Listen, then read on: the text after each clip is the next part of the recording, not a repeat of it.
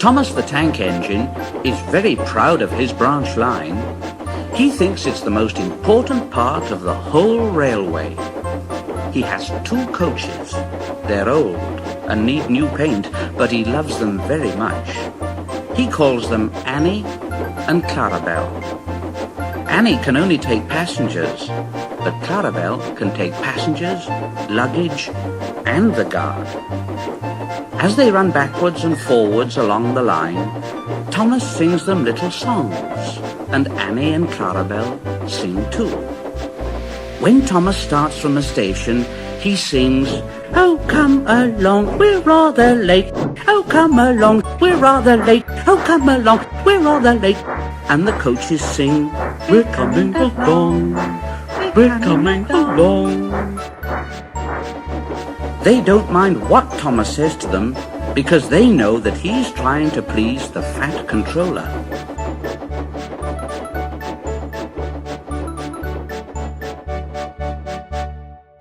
And they know too that if Thomas is cross, he's not cross with them, he's cross with the engines on the main line who've made him late. One day, they had to wait for Henry's train. It was late. Thomas was getting crosser and crosser. "How can I run my line properly if Henry's always late?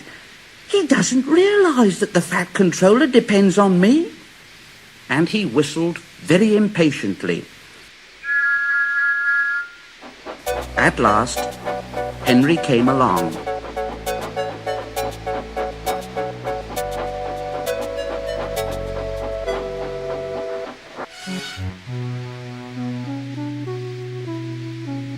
And Thomas said, "Where have you been, lazy bones?"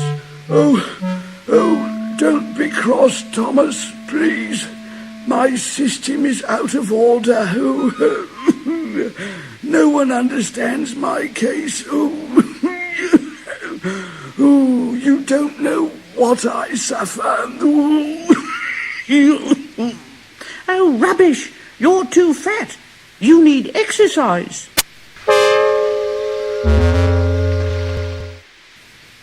Lots of people with piles of luggage got out of Henry's train, and they all climbed into Annie and Clarabel. Thomas had to wait until they were ready. At last, the guard blew his whistle. And Thomas started off at once. The guard turned round to jump into his van, tripped over an old lady's umbrella, and fell flat on his face. By the time he picked himself up, Thomas, Annie, and Clarabel were steaming out of the station. Thomas was in a hurry to get away. "Oh, come along! Oh, come along! Oh, come along! Oh, come along!"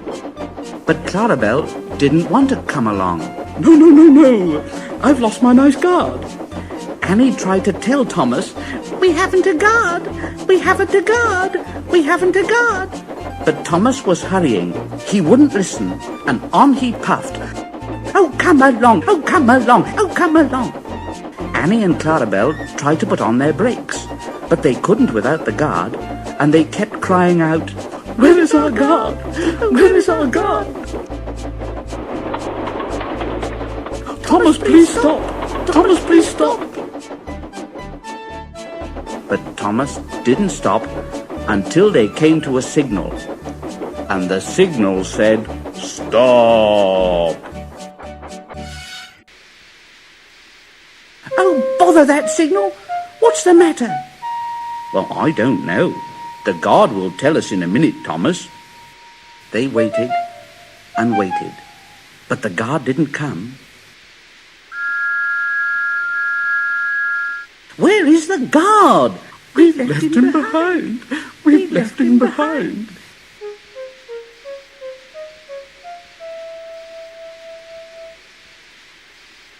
The driver, the fireman, and the passengers looked, and there was the guard running as fast as he could along the line with his flags in one hand and his whistle in the other. He was very hot, so he had a drink and told them all about it. Thomas was very sorry. I'm very sorry, Mr. Guard. Oh, it wasn't your fault, Thomas. It was an old lady's umbrella. Look, the signal's down. Let's make up for lost time. Come on.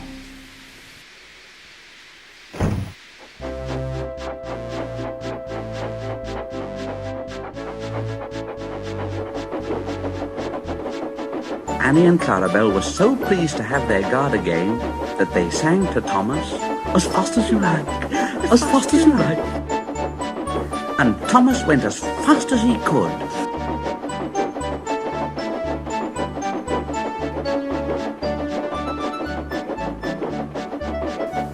And they reached the end of the line quicker than ever before. Thomas's branch line has a station by a river. As he rumbles over the bridge, he often sees people fishing. Sometimes they stand quietly by their lines. Sometimes they actually jerk fish out of the water. Thomas often wanted to stay and watch, but his driver said, "No, Thomas. What would the fat controller say if we were late? Thomas thought it would be lovely to stop by the river. "I should like to go fishing." Every time he met another engine, he would say, "I should like to go fishing." They all answered, "Ha! Engines don't go fishing, sure." But that made Thomas impatient, and he would say, "Ha! Silly stick in the muds."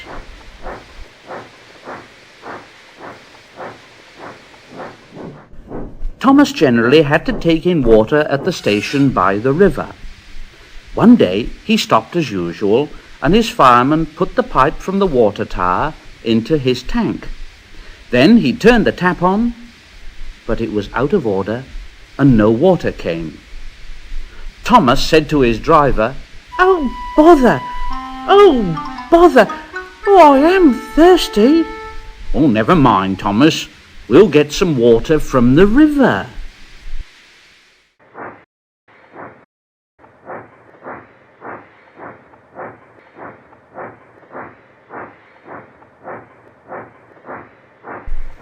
They found a bucket and some rope and went to the bridge. Then the driver let the bucket down to the water. The bucket was old and had 5 holes in it, so they had to fill it, pull it up, and empty it into Thomas's tank as quickly as they could. "There's a hole in my bucket, dear Liza, dear Liza." "Never mind about Liza. You empty that bucket before you spill the water over me. Go on." At last they finished. "That's good, that's good, that's good, that's good, that's good." And Annie and Clarabel ran happily behind. They puffed along the valley and were in the tunnel when Thomas began to feel a pain in his boiler, while steam hissed from his safety valve in an alarming way. "Oh, there's too much steam!" And the fireman opened the tap in the feed pipe to let more water into the boiler, but none came. Thomas groaned. Oh dear, I'm gonna burst. I'm gonna burst. They damped down his fire and struggled on, but Thomas was in a terrible state. "I've got such a pain, I've got such a pain." Just outside the last station, they stopped, uncoupled Annie and Clarabel, and ran Thomas, who was still hissing fit to burst, onto a siding right out of the way.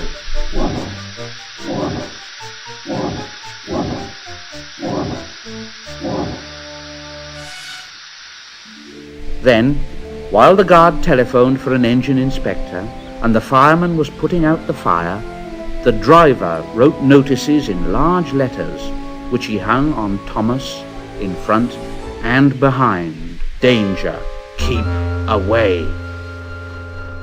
Soon the inspector and the fat controller arrived. Oh, cheer up, Thomas.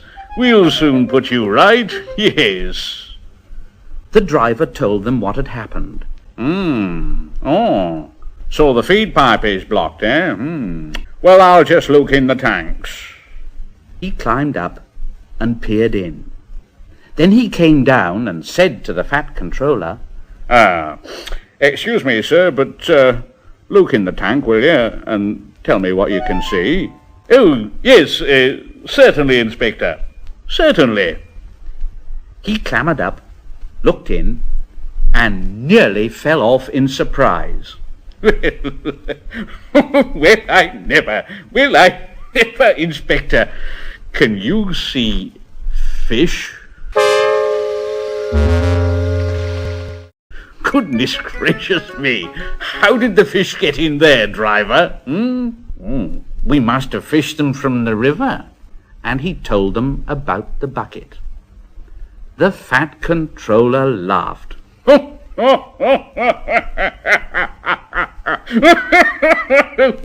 Thomas, oh dear, so you and your driver have been fishing, eh? But fish don't suit you, do they? No, we must get them out.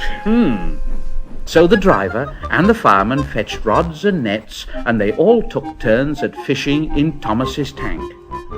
When they'd caught all the fish, the station master gave them some potatoes, while the fireman made a fire beside the line and did the cooking. Then they all had a lovely picnic supper of fish and chips. The fat controller finished first. Yes. That was good. Very good indeed. But fish don't suit you, Thomas, do they? So you mustn't do it again. And Thomas said, "No, sir, I won't. Engines don't go fishing. It's too uncomfortable."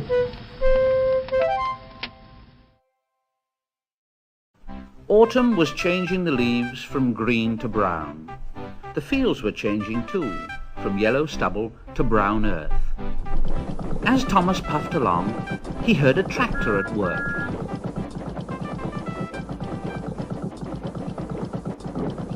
One day, stopping for a signal, he saw the tractor close by. Hello, I'm Terence. I'm ploughing. "I'm Thomas. I'm pulling a train." "Oh, what ugly wheels you've got." They're not ugly. They're caterpillar tracks. I can go anywhere with my tracks. I don't need rails. "I don't want to go anywhere. I like my rails, thank you."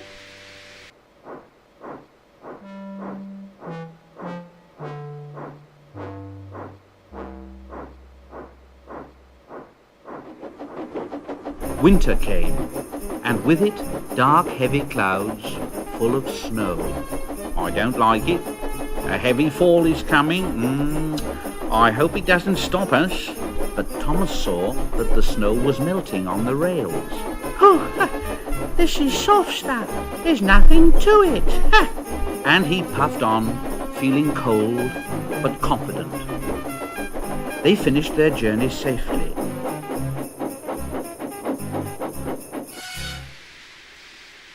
But the country was covered, and the rails were two dark lines standing out in the white snow.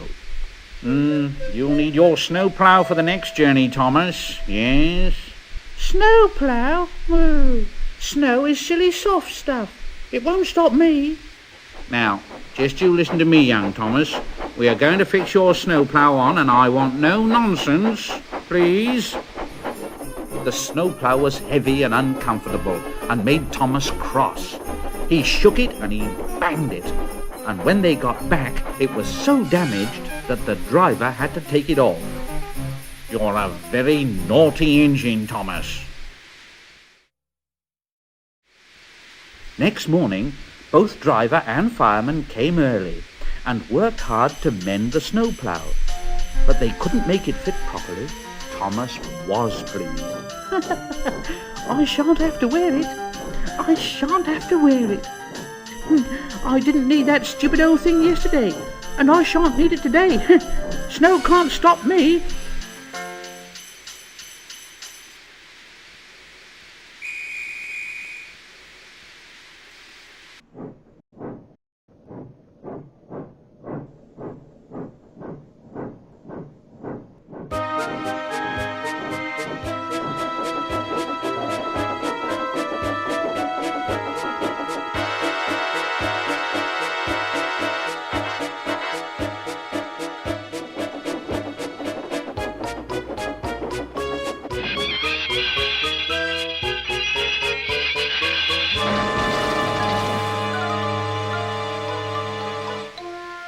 Oh, cinders and ashes.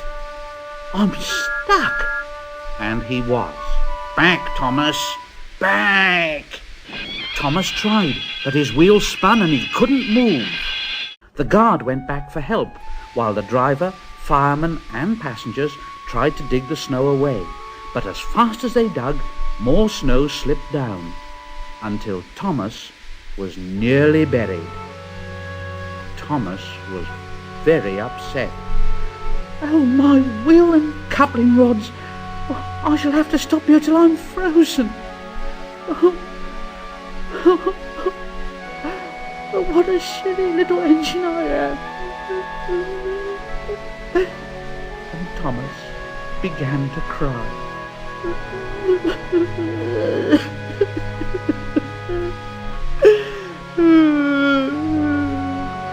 And the bus came and took all his passengers away, and Thomas felt very lonely and very sad when he heard a noise in the tunnel.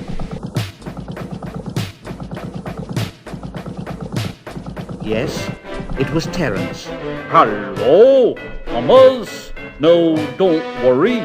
I'll soon get you out. He pulled the empty coaches away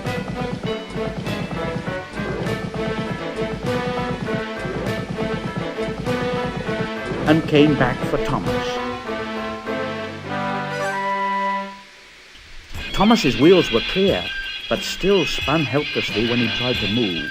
Terence tugged and slipped and slipped and tugged. At last, he dragged Thomas into the tunnel.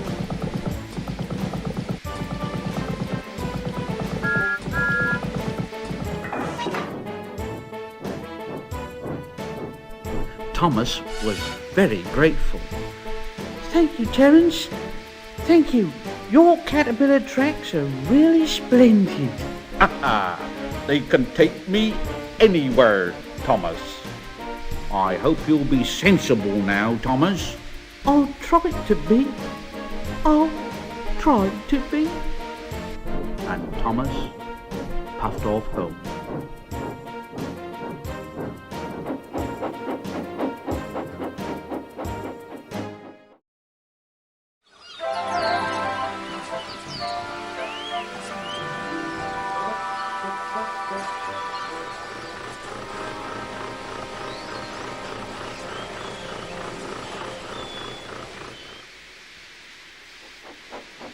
Hello? Who are you? What's that? Oh, I'm Bertie. Who are you? I'm Thomas. I run this line. Oh, so you're Thomas, are you? Oh, yes. I remember now. You stuck in the snow, didn't you? I took your passengers and Terence pulled you out, didn't he? Well, I've come to help you with your passengers today. Help me! Help me! Oh, wow! I can go faster than you! You can't. I can. You can't. I can. All right. I'll race you. The drivers agreed. The station master said, Right. Are you ready? Steady. Go! And they were off. Thomas never could go fast at first, and Bertie drew in front.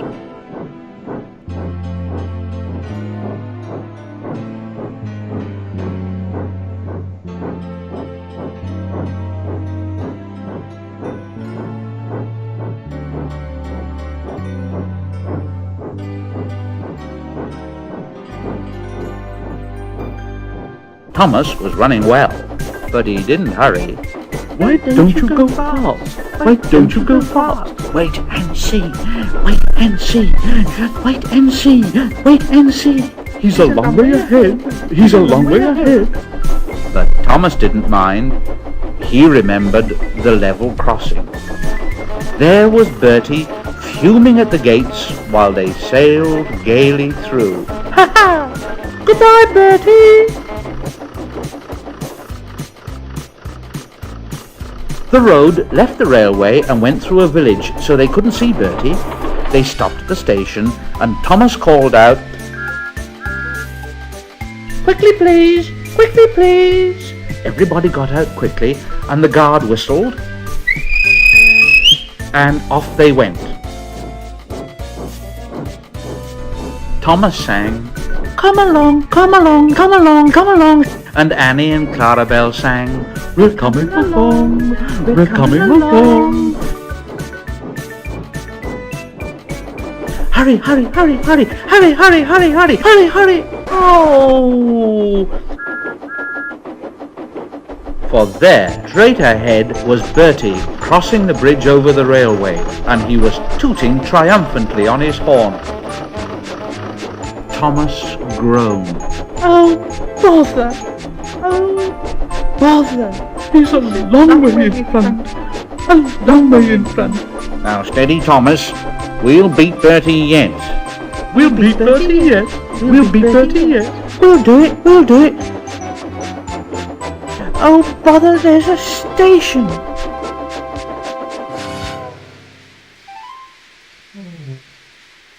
Oh dear, we've lost now.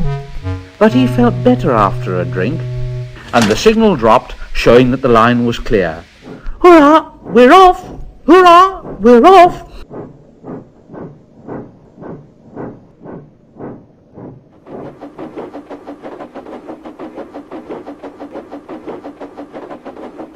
And as they rumbled over the bridge, they heard a very impatient, and there was Bertie waiting at the red traffic lights, while cars and lorries crossed the narrow bridge in the opposite direction. But as soon as the lights turned green, Bertie was off with a roar, and soon he and Thomas were racing side by side up a valley. The passengers in the train and in the bus got very excited and started cheering and shouting. And now Thomas reached his full speed. Bertie tried hard, but Thomas was too fast. Slowly but surely he drew ahead till he plunged into a tunnel, leaving Bertie toiling far behind. I've done it! Yes, I've done it! I've done it! Yes, I've done it! Yes, I've done it! We've done it! Hooray! We've done it! Hooray! And on they went to the last station. The passengers gave Thomas 3 cheers and told the station master and the porters all about the race. When Bertie came in, they gave him 3 cheers too. Phew! That was well done, Thomas. That was fun. But to beat you over that hill, I should have to grow wings and be an aeroplane. Thomas and Bertie now keep each other very busy. Bertie finds people in the villages who want to go by train and takes them to Thomas, while Thomas brings people to the station for Bertie to take home. They often talk about their race, but Bertie's passengers don't like being bounced about like peas in a frying pan, and the fat controller has warned Thomas about what happens to engines who race at dangerous speeds. So although, between you and me, they'd like to have another race, I don't think they ever will.